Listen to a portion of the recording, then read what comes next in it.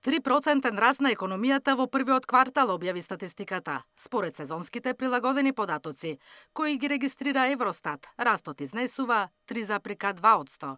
Со вакви бројки нашата земја е четврта во Европа, после Данска, Полска и Ирска. Реформите даваат резултат, задоволен е премиерот Мицкоски. Растот е 2,5 пати повисок од европскиот просек. Поглавието на стагнација и несигурност е затворено. Станува збор за првиот квартал од годината, кој што секогаш е најслаб, би рекол, и најпредизвикувачки. Сепак, доколку сакаме до 2030-та да бидеме уште поисоко на европската економска скала, мораме да го одржуваме просекот кој што ќе биде поголем од 4%. Се разбира, тоа не зависи само од нашите внатрешни параметри, тоа многу зависи и од екстерните фактори. Премиерот очекува бројките за раст на економијата до крајот на годината да се движат меѓу 3 и 4%, но за да почувствуваат поголем стандард граѓаните и поголем бенефит фирмите, на подолг рок ќе треба повисоки стапки.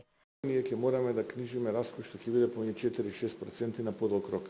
И тоа се стремиме како влада да го направиме, дали ќе успееме, времето ќе покаже. Целта беше на оваа влада да ги решиме дупките во продуктивност и вработувањето. Но она што е важно, дека покажавме дека државата конечно функционира. И тоа го гледаме денес. Во странските инвестиции што растат, во индустриското производство што се стабилизира и веќе, би рекол, втор квартал поред е позитивно. Статистиката најголем пораз регистрира во секторот градежништво и научни и технички дејности, над 7%, како информации и комуникации скоро 5%.